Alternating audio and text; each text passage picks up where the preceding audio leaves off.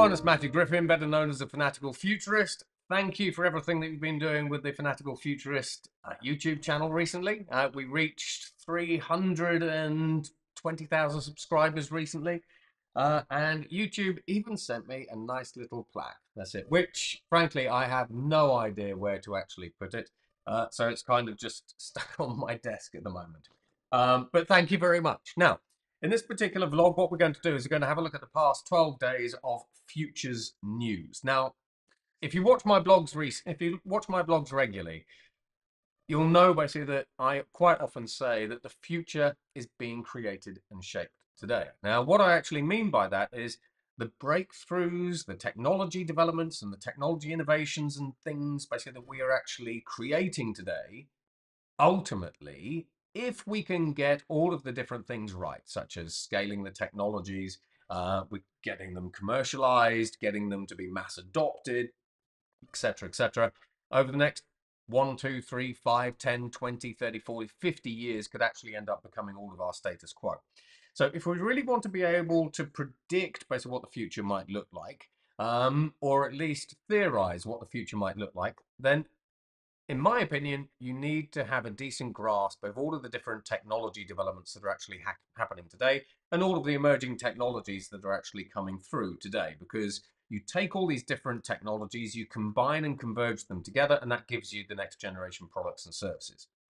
So, what have we got? Now, this, I say this week, kind of this sort of past 12 days, these are all on the fanaticalfuturist.com website. So if you go there, you can actually dig into all of these different things. Now, when we actually have a look at Huawei, so Huawei recently unveiled a Trifold smartphone. It's valued at about $2,800.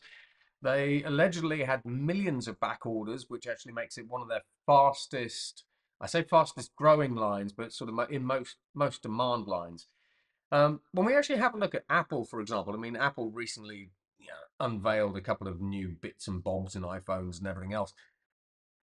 Huawei is smashing Apple, and increasingly, this is actually one of the reasons basically why Apple are now floundering in China. So Huawei, I've done a lot of work with Huawei in the past. They look up to 50 years out at the future of different technologies. They spend $15 billion a year on research and development, and they do not want to be disrupted. Bearing in mind that they are the embodiment of companies, that have been disrupted, because a lot of their products and services have actually been banned throughout Europe, the US, like their 5G networks and so on and so forth. So Huawei is increasingly upping the ante when it comes to developing high-end smartphones that are packed full of the latest technologies, whether that is actually the screens, the physical technologies, or the digital technologies like artificial intelligence and the chipsets that go into these things. So, in my opinion, even though Huawei hit the news because they released a trifold smartphone, the fact of the matter is they will just come to dominate the Chinese market. And then they've also got their Harmony OS, which is like the Google Play Store. In my opinion, I don't really see why Huawei, with what they're doing at the moment, couldn't become a $1 trillion market cap company.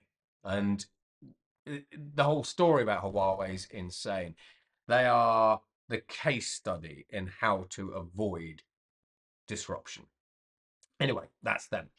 Now, I've been doing a lot of work recently on the future of risk, cyber, and security. And this is an Israeli sort of piece of research. So Israeli researchers, as well as American researchers, have actually figured out that they can recompile what you are actually watching right now or looking at right now, basically on your computer monitor, by using sound. Now, if this sounds odd, it's not the first kind of audio attack or exfiltration that I've actually seen. We can actually use sound to get your fingerprints.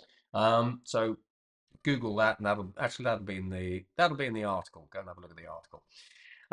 Now, to explain this one a little bit, when your monitor is on, like it might be now, hopefully, it's making a noise.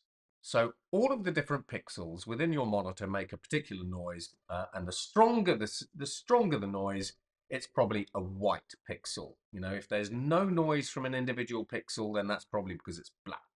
And then we go all the way in between through the RGB spectrum. Using artificial intelligence and audio, these researchers, with a 90% level of accuracy, have been able to use AI to recreate what is being shown on your screen. Now imagine that as a mode of attack. Now, we can defend against this attack actually by using white noise and introducing white noise into monitors and speaker systems and so on and so forth. But this is just another example of how, I say how insecure our digital world is, and just how imaginative hackers actually are. Now, this one, when we have a look at the healthcare space, so Elon Musk, via his company Neuralink, has been developing implantable brain chips. Now, on the one hand, these brain chips have been used to help monkeys play Pong and pigs surf the internet. I mean, come on. I mean, that's great. Yeah, this stuff's crazy. This is my world, by the way. So this is the crazy world that I actually bloody live in. But in this particular case, Elon Musk's Neuralink has created something called blind sight, and it has got regulatory approval from the FDA now. Essentially, this is the use of an implanted brain chip to help people restore their sight via their optical nerves naturally. So it's actually a really big deal. I mean, when we have a look at blindness, we've also been able to use stem cells to cure genetically inherited blindness as well, which don't require brain chips. So there are a couple of different ways that we've actually, we're solving blindness today. Um, Now, when we have a look at this next one, so this again, Bessie, is a brain-machine interface, and this brain-machine interface again is an implanted brain chip from the likes of Neuralink. But the reason why I thought this one was particularly interesting is a little while ago I wrote an article on how a particular patient in America who had an implanted brain chip from Neuralink, so he was a quadriplegic and so on and so forth, had actually learned how to multitask. So on the one hand, basically, he was creating art. On the other hand, he was playing chess. On the other hand, basically, he was playing, Doom and StarCraft. And on the other hand, basically, he was writing a novel. So this particular patient had learned how to use his brain chip to help him multitask. Now, when we have a think about the human brain is actually a lot more capable and a lot more mysterious than anyone thinks. So, a number of psychologists got together and started studying this patient. And what they started realizing was that mentally, he had started compartmentalizing each activity. So the way our brains normally work when we multitask is it's just a giant fuzz. You know, when you actually go into, say, an MRI machine or an fMRI machine, and we do multitasking, the whole brain kind of lights up. However, what this individual had done is he had managed to compartmentalize each task. So that's the equivalent of putting the responsibility for performing each task in its own room and then locking the door, which then sort of leads to the question of just how far can humans go when it comes to multitasking? Whatever multitasking is, learning new things, doing other things. How far could we go if we could learn how to compartmentalize all of these different activities? So this is an interesting article from my viewpoint, because it could be another way that technology is helping us unleash human potential in brand new ways. So that's kind of mad. Now, the Chinese, we know that the Chinese are ahead of, for example, the United States in 38 out of 44 key emerging technology areas. Neuralink is one of the brain machine interface companies that's seen as being sort of quite world class. There are others that are around. But this is an interesting, this particular story here is, I think, uh, an interesting article when it comes to how we are converging different technologies together. So Neuralink, when you put a Neuralink chip into your head, Elon Musk and his team have decided to use a biocompatible material, because if you put the wrong material based into someone's brain, then it can rust, it can degrade, it can affect brain tissue and so on and so forth. Now, what the Chinese decided to do is, rather than using a biocompatible material, they decided to wrap their brain machine interfaces, their neural implants, in genetically engineered biological cells. Now, when they actually put this into mice, on the one hand, the brain machine interface is integrated with the mice brains. So that's freaky in itself. However, it actually improved the performance of the Chinese brain machine interface by 30%, which is huge. So I think this is another example of how the Chinese are thinking quite laterally when it comes to developing new products and technologies, using some quite advanced emerging technologies to outperform pretty much everything that the West is doing, and the best of the West. Um, then, speaking of this, the Chinese, again, recently used time crystals to create room temperature quantum computing qubits.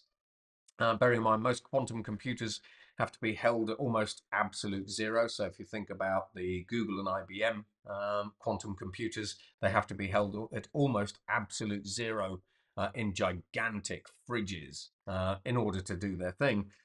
Um, the US and the UK again have been freaked out because China is not really one step ahead when it comes to developing room temperature quantum computing products. I've spoken about these in the past. It's two and possibly even three steps ahead. Um, Now, when we have a look at things like digital twins, I know basically kind of a little bit more sort of boring, less sci-fi. We've got a lot of different organizations now using digital twins to do modeling of the Earth, modeling of roofs, basically in, say, cities, basically so you can figure out where to put your solar panels. We've got the US military that are creating digital twins of soldiers. So that helps them understand how healthy and fit soldiers are, but also the idea behind that particular digital twin is, if you've got a digital twin of an American soldier and the American soldier is hurt by an IED, maybe, you've got everything that you need to 3D print a new organ for them at the forward operating bases. So when we actually have a look at digital twins, increasingly we are trying to simulate planetary scale systems, but also microscopic and nanoscale systems, so that we can experiment with them and figure out, if we do A, then what happens? What is B? So digital twins are becoming increasingly pervasive, but also increasingly powerful. And it's something that I've been talking about for years. So NVIDIA increasingly is becoming a digital twin and computer simulation company as well. So go and check them out. Meta, so news from Meta again. Mark Zuckerberg and gang actually think that for artificial intelligence to become truly intelligent, it has to be embodied. Now, it doesn't necessarily mean it has to have a body like a robot, but it needs to be embodied. So we can, for example, embed AI basically into your robot vacuum cleaner. That is an example of an embodied AI. But Zuckerberg increasingly thinks that for AI to be truly intelligent, where we start reaching the point where we get to artificial super intelligence, AI has to be in something physical so that it can experience the world in a more physical and less digital centric way. And I think I tend to agree with him on that. And we've seen lots of developments in humanoid robots and so on and so forth. So a little while ago, the CEO and founder of Infosys, an Indian tech billionaire, put out the theory, or put out a challenge, that we should create a global finternet, finternet with an F. And a finternet is the Internet of Finance, or finance internet.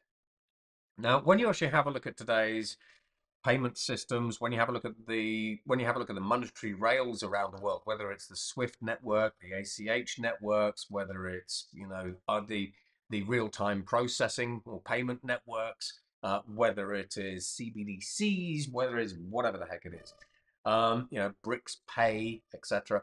When you have a look at all of the different financial rails, basically that the world is actually running on, the fact of the matter is, a little bit like the internet in the 1980s, they were all discrete systems. They didn't really talk to one another. They were difficult to work with. They didn't interoperate. They were on different standards and so on and so forth. So what the founder of Infosys has put forward basically is the idea of a global finternet, where you can just very, very simply plug in a new financial rail, and I can do that in the UK, and I can send money very, very quickly to somebody in the Azores, for example. And actually, I think that's a very good idea. Uh, and when we have a look at financial inclusion, um, increasingly over the past number of years, we've seen 1 billion people being brought into the financial services community and actually financially included because of innovations like this, but also other innovations.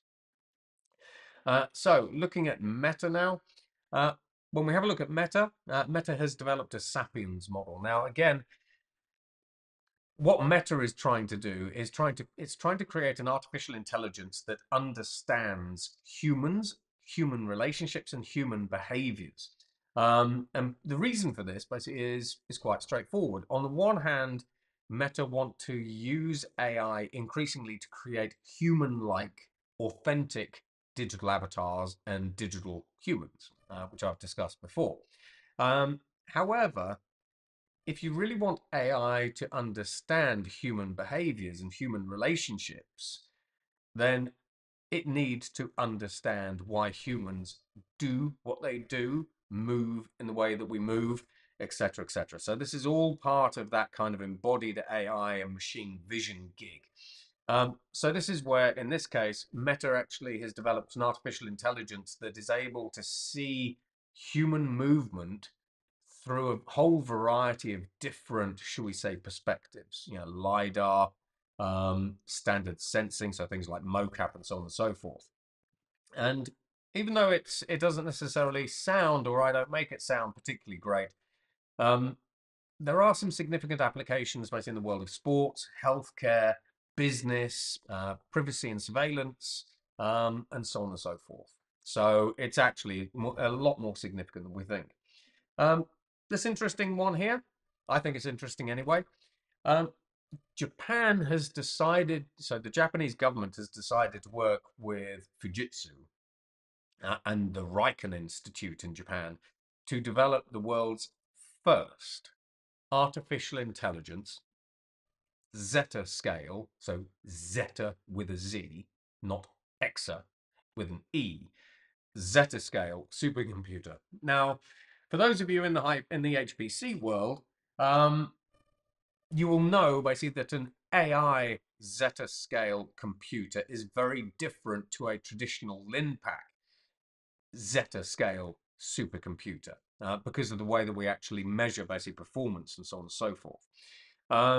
However, when we have a look at the development of supercomputers just more generally, more and more supercomputers are being specifically designed and optimized for artificial intelligence, whether that's developing new models or using artificial intelligence to run different simulations basically on a supercomputer so that we can create new materials and new things. In China's case, so they can create new hypersonic weapon systems.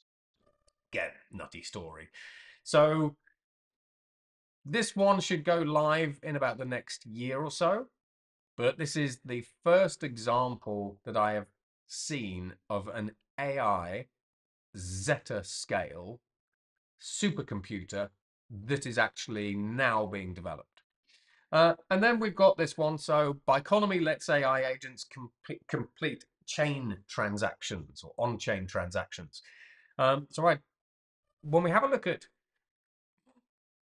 how the world of finance works today, I could transfer you money and you could transfer me money. Thank you very much. However, increasingly, we are asking artificial intelligence to act on our behalf. Now, when we have a look at things like large action models, I might say, for example, OpenAI's AI, go and order me an Uber. And it will order the Uber, but the AI, through a deferred authorization network, which is kind of like a new protocol, not only will the AI order something for me, a pizza, a cab, or whatever it happens to be, but it will take responsibility and ownership of paying for that. So on the one hand, basically, we can see deferred authorization networks actually being the new kind of payment rail. So this is where AI pays people as opposed to maybe Visa pays people. So maybe it's disruptive to Visa and MasterCard. But in this particular case, we had two bots that actually transacted with one another on chain to complete a transaction. Now, if you imagine what could happen if we let AI transfer money between different bots, or if we allowed AI, or if we gave AI authority to spend our money and any money that it has in its own crypto wallets, this is really the start of the conversation about what happens when AI can manipulate and run the entire global economy. So when we talk about the future and we talk about the things that we're doing today impacting, the possible, probable, preposterous futures and so on and so forth, this is a little story that on the one hand doesn't really seem particularly impactful. Might be interesting, but it's not necessarily impactful. But it could actually change absolutely everything about how the global economy runs. So that's it again from me. So if you want to sort of go through these news stories and lots of others, go to the fanaticalfuturist.com blog. If you want to download all of the books that talk about these technologies, like the futurist smartphones and different whatevers, AI, liquid AI, etc., then go to the 311institute.com website. Have a look at the top, and you can download the latest trends books. You can download the latest emerging technology codexes. They're all free. The Emerging Technology Codex covers over 300 emerging technologies up to about 2,000 years out. There's one called Stellar Engines. Check that one out. But the technology that we have on the truck today is truly science fiction.